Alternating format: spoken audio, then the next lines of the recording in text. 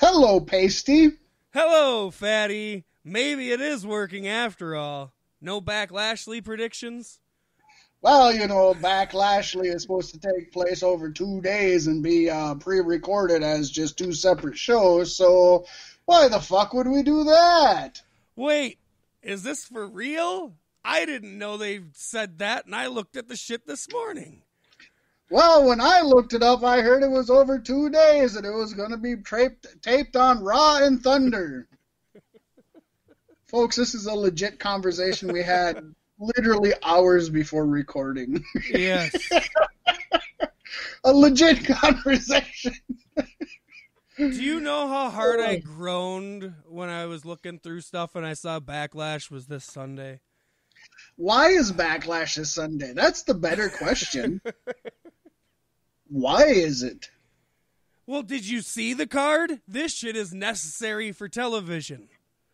Well, I know for sure that they have the greatest wrestling match ever, so, I mean, come on. That's money, Sonny. Yeah, if they got the greatest wrestling match ever, we've got the greatest podcast ever, and one of those is a damn true statement. Yeah, and it's probably the latter, not the former. And bringing that up, I think we're going to bust right into this week in pro wrestling history. Let's do it. Snap it to it. Pasty, June 13th, 1993, WWF presented the first ever King of the Ring pay-per-view from the Nutter Center. You got to say that without giggling. It's rough, but you got it. Found in Dayton, Ohio. It was actually the 7th King of the Ring tournament, but the first on pay-per-view. In fact, the tournament dates back to 1985. We'll probably throw a few of those into this week in pro wrestling history. But it's also the first new pay-per-view for the WWF since 1989 when they introduced the Royal Rumble. So they've gone a good 4 years just having the big four, and this one split that up into a 5, and they would move on to, as we discussed last week, In Your House, monthly pay-per-views. Yes. About 6,500 people were in attendance with 245,000 homes watching on pay-per-view.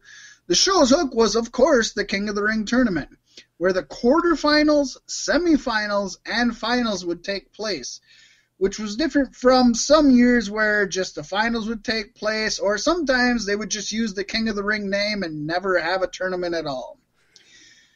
We'll open it up with a pre-show dark match which seen Papa Shango defeat Owen Hart to retain the USWA Unified World Heavyweight Championship.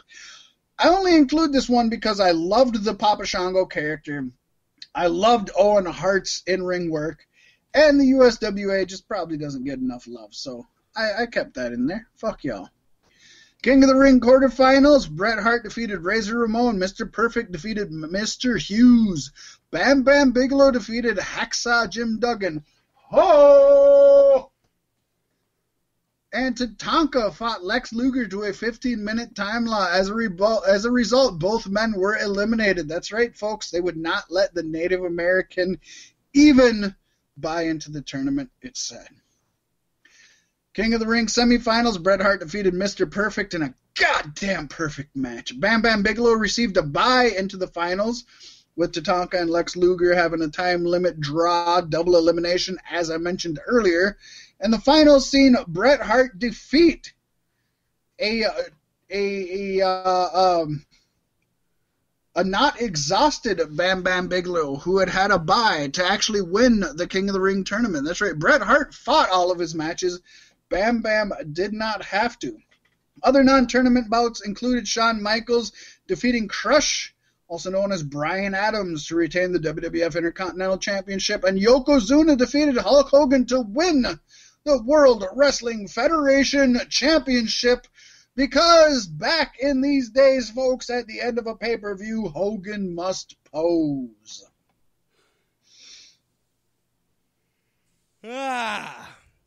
Sounds like a good one.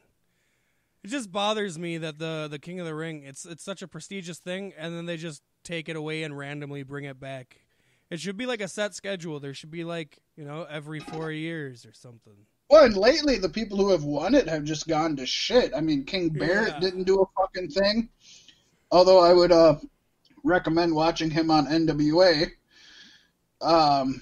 Who else was the last few King of the Rings? That's the last one I can even think of. Most recent is King Corbin, and that was. Oh yeah, look what happened there. He ate a bunch of dog food with Roman Reigns. Whoo-wee. Yeah, exactly. The King of the Ring has become a joke. Yeah, I mean, it always was from when I started watching, anyway. Yeah, but you know what? I mean, if you think about it... Booker T held it the best, though. Kurt Angle and Booker T, you're calling jokes? Those are two of the best fucking pro wrestlers in modern history. Yes, but and their King of the Ring reigns were fucking not great. I don't think it hurt Kurt Angle or Booker T. I'm just going to go out on a limb there and say that. I will say that, obviously, King of the Ring made Stone Cold Steve Austin, and the infamous King of the Ring that he won 95, I believe, which Hunter was supposed to win, but he ended up getting pushed out because of another incident we've recently talked about on This Week in Pro Wrestling History, the curtain call, and he got shamed for that, so he was supposed to win King of the Ring. He got thrown out. Steve Austin won it. Busted out a promo with Michael Hayes, then known as Doc Hendricks. Hello, Doc Hendricks. First name Doc after the band leader in The Tonight Show with Johnny Carson. Doc, I can't even think of Doc's name, but that's where the first name came from. Of course, last name Hendricks, Jimi Hendrix. Obviously. And Stone Cold said that so you can thump. He beat Jake the Snake Roberts, who was going through a religious theme in his life personally and on the stage, which is kind of laughable because we all know what's happened after that. But now he's in a much better place today, so it's good. But at the time, it was ha ha, fuck you. He was snorting coke and banging hookers in the ass. Let's just be honest. But he said you can thump your Bible and say your John 3:16's all you want, but Stone Cold Steve Austin 3:16 said, I just whooped your ass. And the very next day on Raw, there was Austin 3:16 signs everywhere. And then the next week, they came out with Austin 3:16 shirts, and they became the best-selling pro wrestling merchandise for 2 years. Yep, I had one of those. And propelled him to the stratosphere as the best... Since Hogan, maybe ever, definitely sold, you know, any way you look at it, King of the Ring had been prestigious at one time. I guess that's what I was trying to get to with that long-winded talk. Sometimes I shouldn't know as much as I know. It's good. It's good. You're a wealth of knowledge, and I'm just a waste of space. No. You have the opinions. I can just read textbook shit. For all folks know, I'm just sitting here on fucking Wikipedia reading all this shit right now. He is Wikipedia. He's a robot. He's a computer. That's what this is.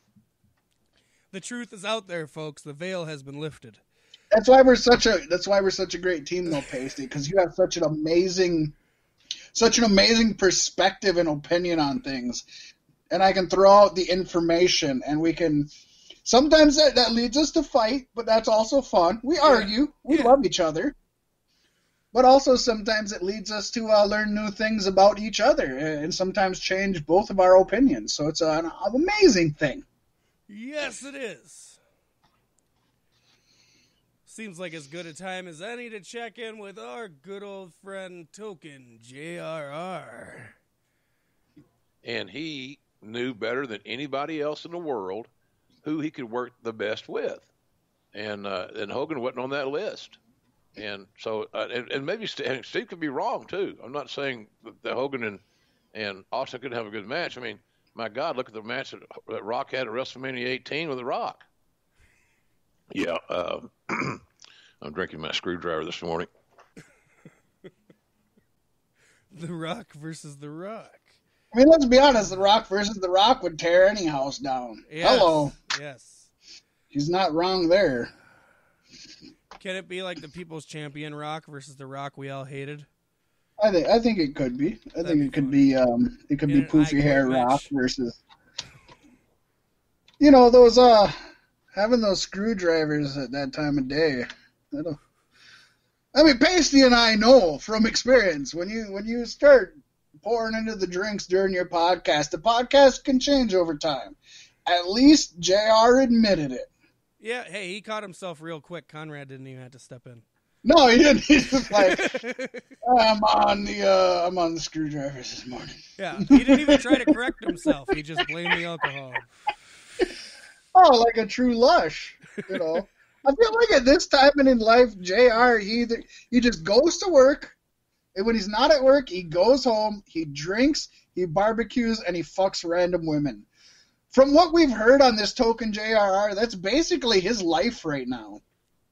Yeah. Not a bad life. Especially when you think of how much he's getting paid to do that. Much more than you and I combined, Pasty. Right. His outlook as an announcer and a podcaster in general should just be, you know, you've listened to me for 30 years. You know what I'm trying to say, so I'm just going to say whatever falls out. I think that's basically what it is. I think that's where he's at in his life. He's just like, it doesn't matter what I want to say. What matters is I'm fucking here, and I'm collecting a paycheck. And that's literally all you want from me. It's like Hogan, you know, make no bones about it. If Hogan shows up on anybody's show, I'm marking out. I don't care if he just walks in there. Oh, that WrestleMania where him, Rock, and Stone Cold just drank beers, and he called the fucking Silverdome the Superdome, or vice versa. No, yeah, he called the Silverdome the Superdome. That's what it was. I was marking for that. That's still one of my favorite WrestleMania memories of all time. Yeah, wasn't that the same as the Rock flamethrower? Like, that was that same shit, I'm pretty sure. No, that was a different one, because Rock didn't come out to a flamethrower for that one. That was all Rock, and that one is not one of my favorites. But nonetheless, it's like, yeah, I think JR has that status where it's just like, hey, I'm showing up. Right. Love me. Here's the script. Say any of these words in whatever order you want to. It'll be fine. And at whatever time we no longer love him, I suppose his income will show that. So I would assume at this time we're still loving him. I mean, he eats up space on our podcast each and every week, so. I just fucking love him. Talking about eating up space, Fat Mac. No, if you want to keep going. The only thing I want to say is I did give him credit. I was listening to his most recent podcast, and he was talking about Jim Cornette, who's been shitting on everything AEW lately. And he went out of his way to say, Jim Cornette, everybody says he's burning all these bridges. Jim Cornette's never burnt a single bridge with me. I love Jim Cornette. I'll back Jim Cornette forever. I don't agree with everything he says, but I love Jim Cornette, and there's no burnt bridges between us. I thought that was pretty awesome of him, while Jim Cornette's shitting on his livelihood. I thought that's awesome, you know? Yeah. Good for him for just looking at Jim Cornette as the person he is.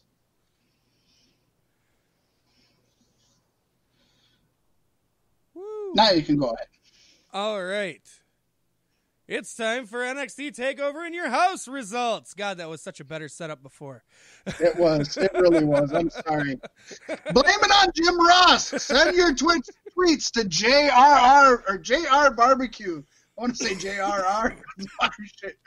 Send it to JR Barbecue. Hate tweets for fucking up our goddamn podcast. Tell him how much better our podcast is than his, too. Tell Conrad he should come hang out with the cool kids. Yeah, he's wasting his time with the Jim Rosses and Bruce Pritchards and Eric Bischoffs and Arn Andersons of the world. Should be hanging out with Pasty and Mac. Yeah.